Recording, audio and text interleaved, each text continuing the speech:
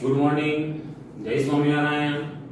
ધોરણ 12 કોમર્સમાં ઇકોનોમિક્સમાં ચેપ્ટર 5 જેમાં અત્યાર સુધી આપણે ગરીબીના અર્થઘટનમાં બે મુદ્દાઓ, ગરીબીનો પરંપરાગત અભિગમ કે જેને આવક અભિગમ કહેવાય તેની ચર્ચા કરી, ગરીબીનો બિન આવક અભિગમ એટલે કે આધુનિક અર્થ જોયો, નિરપેક્ષ ગરીબી અને ગરીબી રેખા વિશેની વાત કરી, સાપેક્ષ ગરીબીની વાત કરી, ગરીબીના નિર્દેશકોની ચર્ચા કરી, ગરીબીના કારણોની ચર્ચા કરી અને હવે કારણો જોયા પછી એ ગરીબી ઘટાડવા માટેના ઉપાયો.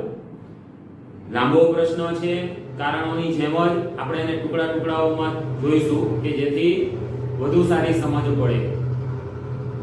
મિત્રો, 1951 માં આપણા દેશની અંદર આર્થિક આયોજનની શરૂઆત કરવામાં આવી અને આ આર્થિક આયોજનની શરૂઆત વખતે આપણા દેશમાં એવું વિચારવામાં આવતું હતું કે જેમ જેમ આયોજિત માર્ગે આપણે વિકાસ કરીશું તેમ તેમ લોકોની આવક વધશે એટલે ગરીબી આપોઆપ ઘટશે, પણ એવું બન્યું નહીં.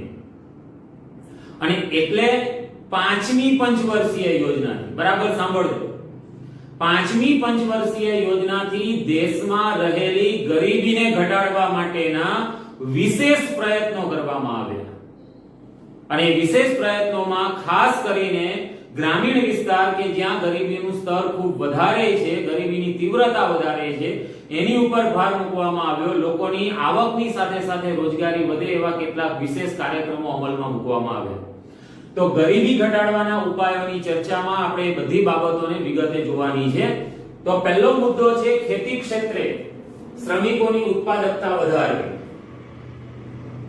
ગ્રામીણ ગરીબીના કારણો અને આર્થિક કારણોમાં આપણે એવું જોયેલું કે આપણા દેશની કુલ વસ્તીનો ખૂબ મોટો ભાગ કૃષિ ક્ષેત્રમાંથી રોજગારી પ્રાપ્ત કરે છે. વસ્તી વિષયક પરિબળો, કુદરતી પરિબળો તેમજ બીજી કેટલીક બાબતોને કારણે આ ખેતી ક્ષેત્રમાં કામ કરતા શ્રમિકો, ખેડૂતો, ખેતમજૂરોની ઉત્પાદકતા નીચી છે, એમની આવક ઓછી છે અને એટલે ગરીબીનું પ્રમાણ કેવું તો કે વધારે છે.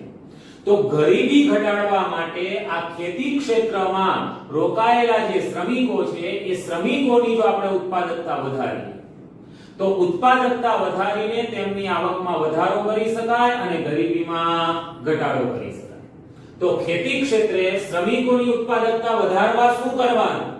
તો કે સરકાર દ્વારા વિવિધ પ્રકારના જાહેર કાર્યક્રમો ચલાવવામાં આવે અને એ કાર્યક્રમ દ્વારા ખેતી ક્ષેત્ર સાથે સંકળાયેલા શ્રમિકોને, ખેડૂતોને સુધારેલી ટેકનોલોજી, જેમાં સુધારેલા બિયારણ, રાસાયણિક ખાતર, યંત્ર સામગ્રી વગેરેની માહિતી આપવાની, પૂરતા પ્રમાણમાં અને સસ્તા દરે કૃષિ નિપજકો, નવો શબ્દ છે કૃષિ નિપજક, કૃષિ ક્ષેત્રે ઉત્પાદકતા વધારવા માટે ઉપયોગી એવા તમામે તમામ સાધનો, ઘટકોને કૃષિ નિપજકો કહેવાય. જેમાં સુધારેલા બિયારણ, રાસાયણિક ખાતર, જંતુનાશક દવા, સિંચાઈની વિવિધ પદ્ધતિઓ, ટ્રેક્ટર, થ્રેશર, સબમર્સિબલ પંપ વગેરે જેવી યંત્ર સામગ્રી. તો આ બધી વસ્તુ ખેડૂતોને નીચા દરે પ્રાપ્ત થાય, પૂરતા પ્રમાણમાં પ્રાપ્ત થાય એવા પ્રયત્ન કરવા.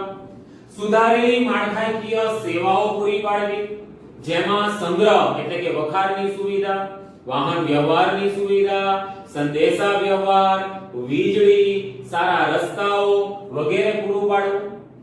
ખેડૂતો દ્વારા જે કંઈ પણ ખેત ઉત્પાદન થાય છે એ ખેત ઉત્પાદન માટે એમને સારું બજાર મળે, ઉપરાંત એ ખેત પેદાશોના એમને પૂરતા ભાવ મળે તેવા પ્રયત્ન કરવા.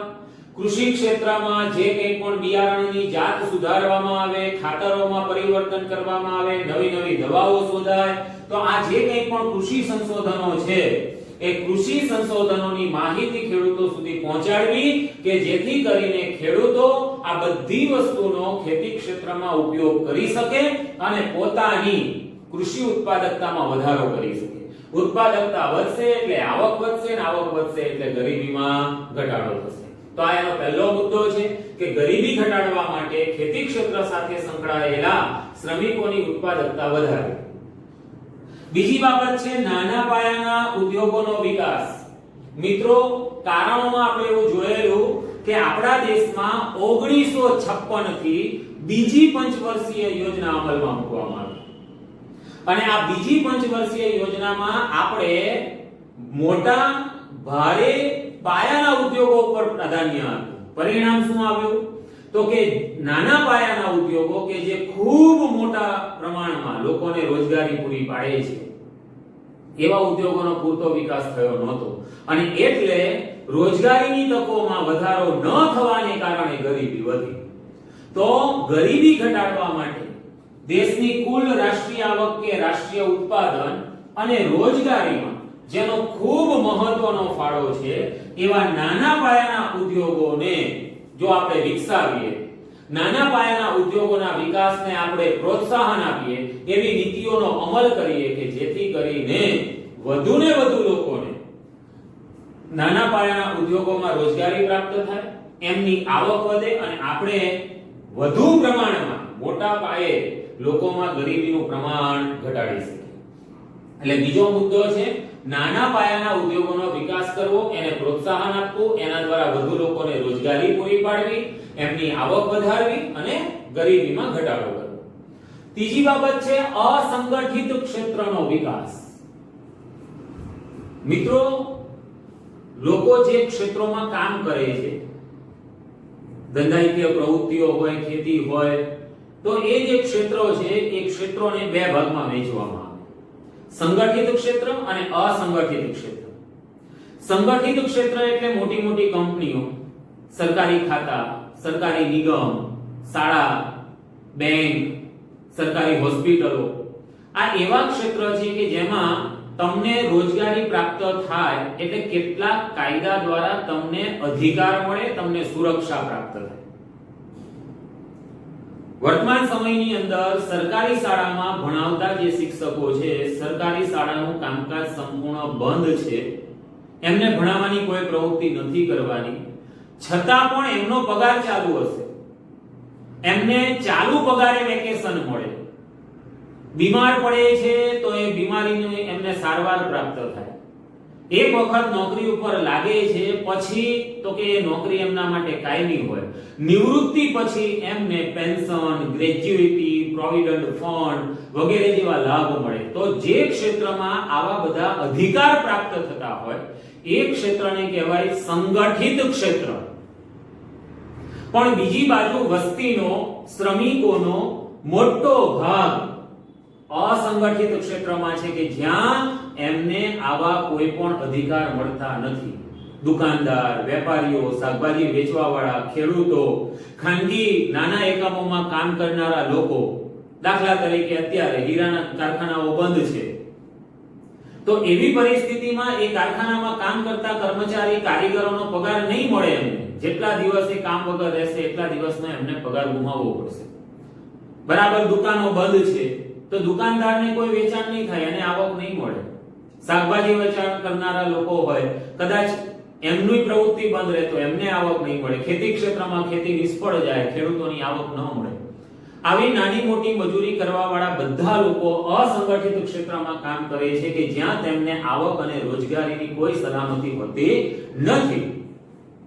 તો આવા ક્ષેત્રમાં કામ કરનારા લોકોમાં ગરીબીનું પ્રમાણ વધારે હોય તો એ ક્ષેત્રના લોકોની સ્થિતિ સુધરે, એમની કામકાજની પરિસ્થિતિ સુધરે એ માટે રાષ્ટ્રીય આયોગ દ્વારા કેટલાક સુધારા સૂચવવામાં આવ્યા છે, જેમાં કામદારોને એમની કામની પરિસ્થિતિમાં સુધારો કરી આપવો, કામદારોને જીવન વીમો પૂરો પાડવો, એમનો સ્વાસ્થ્ય વીમો પૂરો પાડવો.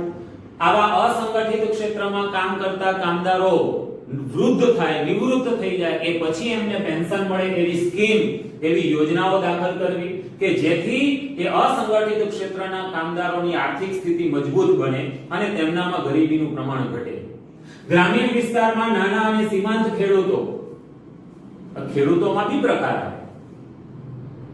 મોટા ખેડૂત, મધ્યમ ખેડૂત, નાના ખેડૂત અને સીમાંત ખેડૂત. હવે આપણને એમ થાય કે એમાં પ્રકાર કેવી રીતે પડે? તો કે ખેડૂત પાસે કેટલી જમીનની માલિકી છે, ખેતીલાયક જમીનની માલિકી એની પાસે કેટલા પ્રમાણમાં છે એના આધારે પડે. જો ખેડૂત પાસે 10 હેક્ટરથી વધારે જમીન હોય તો એને મોટા ખેડૂત કહેવાય. જે ખેડૂત પાસે 4 હેક્ટરથી 10 હેક્ટર સુધીની જમીન હોય એને મધ્યમ ખેડૂત કહેવાય. જે ખેડૂત પાસે 1 હેક્ટરથી 4 હેક્ટર સુધીની જમીન હોય એને નાના ખેડૂત કહેવાય. અને જે ખેડૂત પાસે 1 હેક્ટર કરતા ઓછી જમીન હોય એને સીમાંત ખેડૂત કહેવાય. હવે આવા ખેડૂતો પાસે જમીન ઓછી હોય, કયા? નાના અને સીમાંત ખેડૂતો પાસે.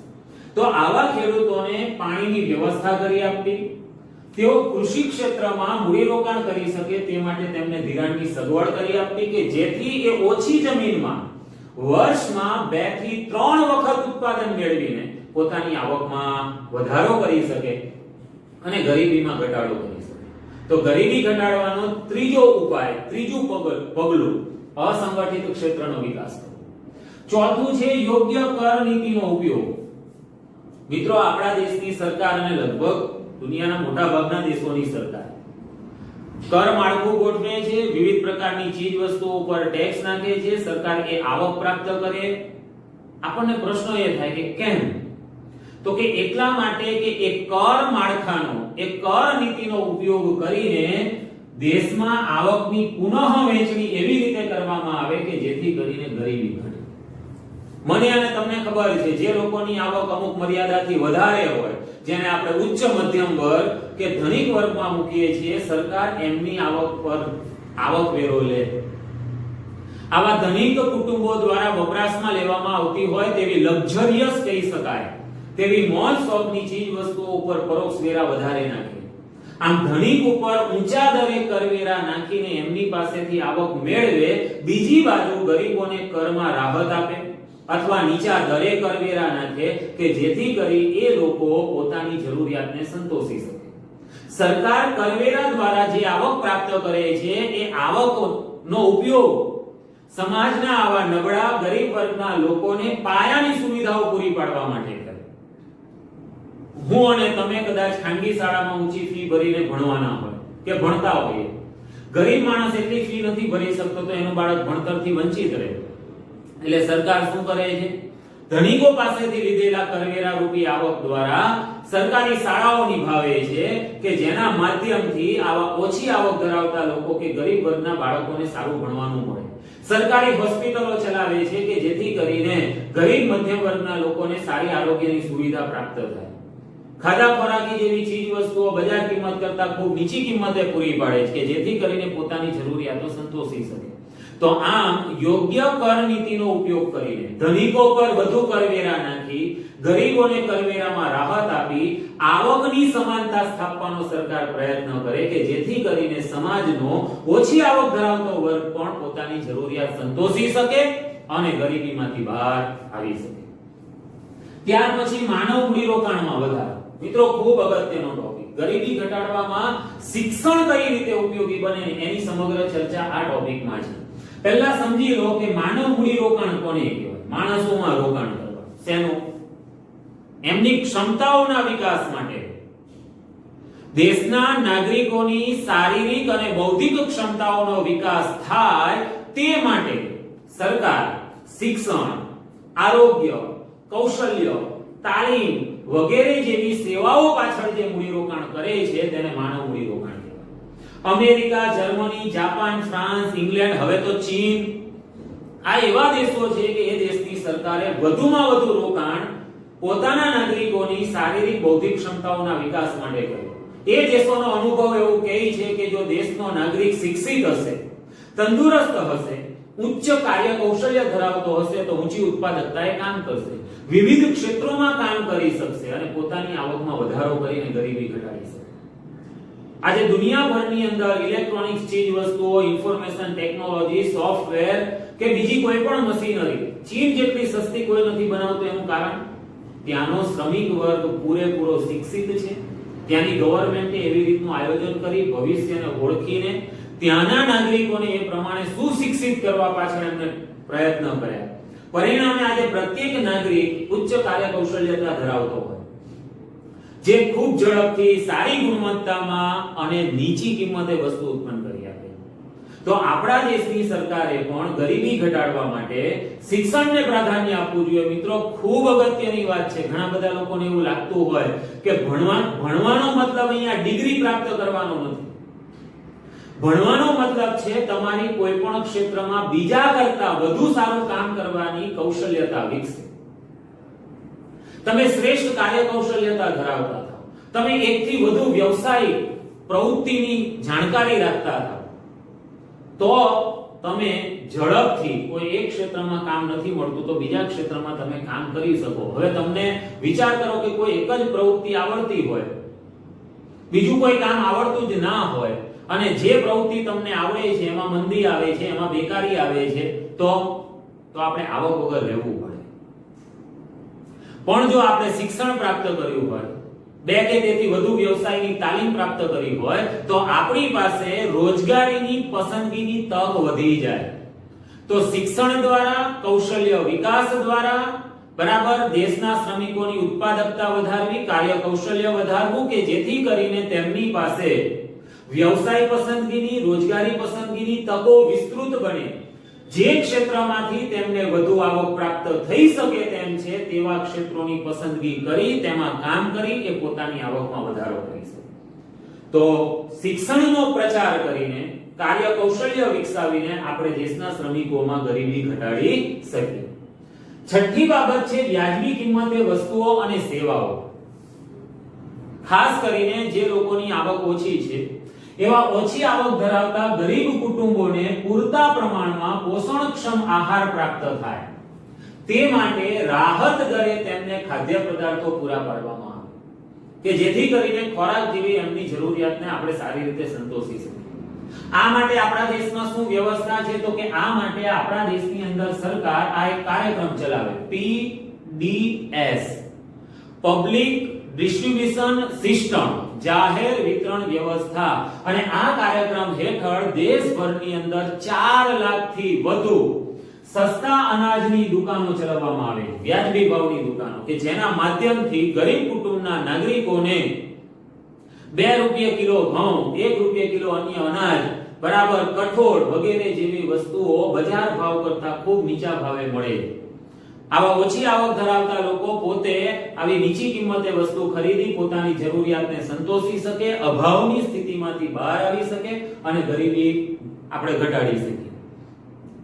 7મો મુદ્દો છે રોજગારલક્ષી કાર્યક્રમ. મિત્રો, અહીંયા આ વિડિયો લેક્ચર હું અહીંયા અટકાવું છું કારણ કે આ 7મા મુદ્દામાં આપણે બીજી 4-5 બાબતો જોવાની. IRDP નો કાર્યક્રમ, SGSY નો કાર્યક્રમ, વેતનયુક્ત રોજગારીના કાર્યક્રમ, પ્રધાનમંત્રી રોજગાર યોજનાની વાત કરવાની, બરાબર, પછી નરેગા.